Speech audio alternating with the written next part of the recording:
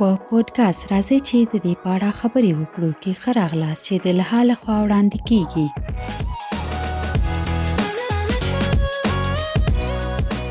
دا یو آنلاین پلیټفارم دی چیرې چې نجونې او ښځې کولی شي د خپلې روغتیا، خوندیتوب او هوساینې په اړه معلومات ترلاسه کړي.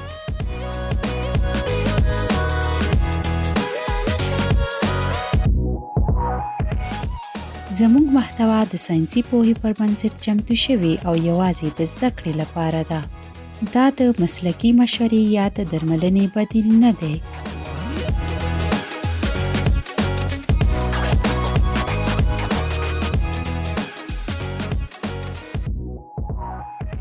زما نوم مایا دی او زه دلته یم چې د امیدوارۍ په اړه ځینو عامو پوښتنو ته ځواب ووایم او له تاسو سره مرسته وکړم ترڅو د دې مرحلې لپاره په ښه شکل چمتو اوسئ.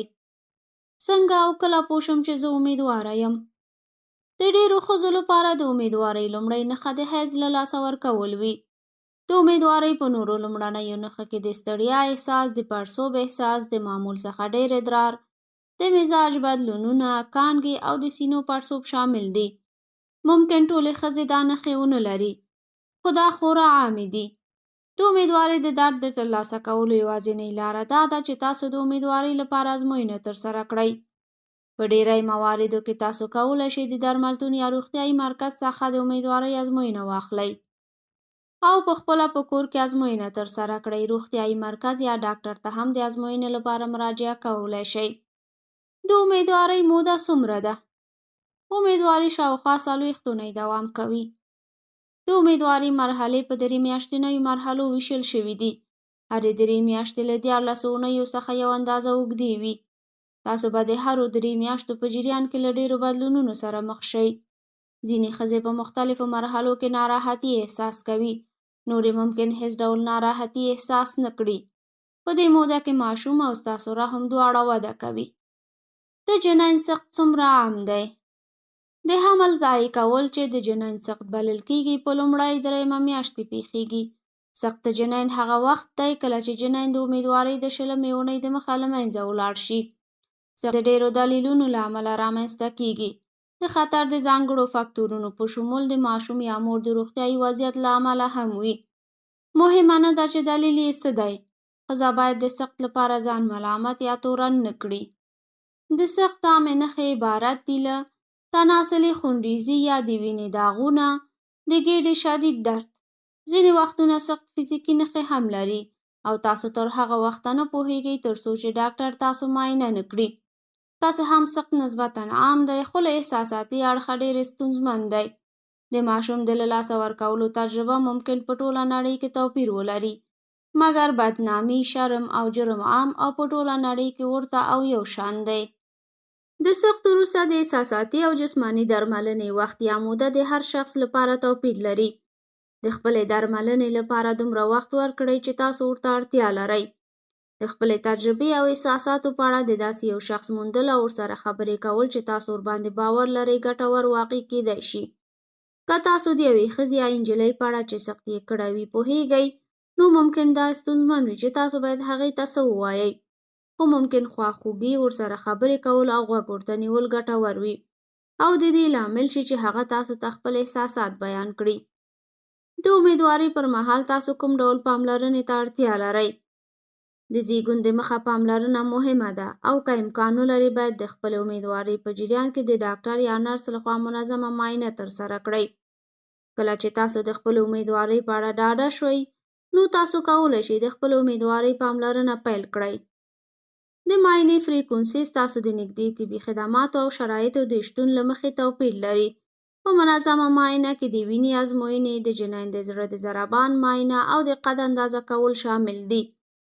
مهمه ده چې تاسو د امیدوارۍ په جریان کې خپلې پوښتنې او احساسات له ډاکټر سره شریک کړئ او د امکان تر حده خپلې ذهني او فزیکي روغتیا ته پاملرنه وکړئ.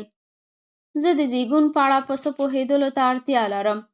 د ماشوم زیږون معمولاً ستاسو د امیدوارۍ د 28 او 40 اونیو ترمنځ واقع کېږي، خو دا موده کېدای شي وړاندې او وروسته هم شي. د زیږون په وخت کې به ښځه دردونه یا انقباضات احساس کړي، کوم چې د ماشوم د زیږون په نږدېوالي دلالت کوي. او دردونه به د ماشوم له زیږون سره زیات او شدید شي. درد رحم ته د پراخولو او نرمولو توان ورکوي ترڅو ماشوم د زیږون لپاره د محبل له کانال څخه تیر شي. رحم به له 1 څخه تر 10 سانتي مترو پورې پراخه شي. کله چې رحم په بشپړه توګه پراخه شي نو مور به فشار احساس کړي چې دا د جنین د اخراج یا ریفکس په نوم یادیږي. کله چې ماشوم د ښځې له بدن څخه بهر شي نو زیږون به د پلاسنتا په زیږون سره پای ته ورسیږي چې دا مرحله ځینې وختونه له زیږون څخه وروسته مرحله بلل کیږي. ځینې وختونه د طبي ستونزو له امله د مثال په توګه کله چې ماشوم په ښه حالت کې نه وي نو ډاکټر ممکن د سیزارین یا سی سیکشن وړاندیز وکړي. سیزارین یعنې عملیات یوه طبي کړنلاره ده چې په هغې کې د ښځې خېټه څیرې کیږي ترڅو ماشوم له رحم څخه بهر کړي. ښځې معمولاً د دې جراحي پروسې په جریان کې هیڅ هم نه احساس کوي ځکه چې دوی د ملا څخه ښکته بیخوخه کیږي. آیا محبل د زیږون پر مهال درد کوي؟ دا د ځواب لپاره یوه ستونزمنه پوښتنه ده ځکه چې هره ښځه یو ځانګړی حالت لري. ځینې ښځې هو وایي او وایي چې انقباض یا درد، فشار او زیږون ټول ډېر ستونزمن دي. ډېری ښځې بیا پیډروال یعنې د انستیزیا پیچکاري انتخابوي چې ښځه د خېټې له تنې یا نامه څخه تر ورنونو پورې بیخوخه کوي ترڅو د درد مخنیوی وکړي. د زیږون درد د ماشوم له تولد وروسته سمدلاسه پای ته رسیږي. په هر صورت ځینې ښځې د زیږون وروسته هم درد تجربه کوي. دا هغه دردونه دي چې په اغلب ګمان د حیض یا میاشتني عادت دردونو ته ورته وي، کوم چې په رحم کې د وینې د رګونو په فشار سره د خونریزي یا زیاتې وینې بهېدنې په مخنیوي کې مرسته کوي.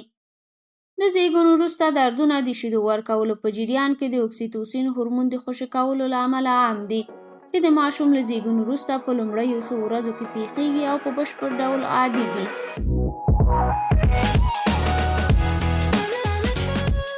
که تاسو نورې پوښتنې لرئ یا غواړئ له چا سره خبرې وکړئ، کولی شئ laha.org ویبپاڼې ته لاړ شئ او د خدماتو موندلو ټنې په کلیک کولو سره د خدماتو له چمتو کوونکي سره اړیکه ونیسئ یا د لټون له وسیلې څخه په کار اخیستلو سره نور موضوعات وپلټئ.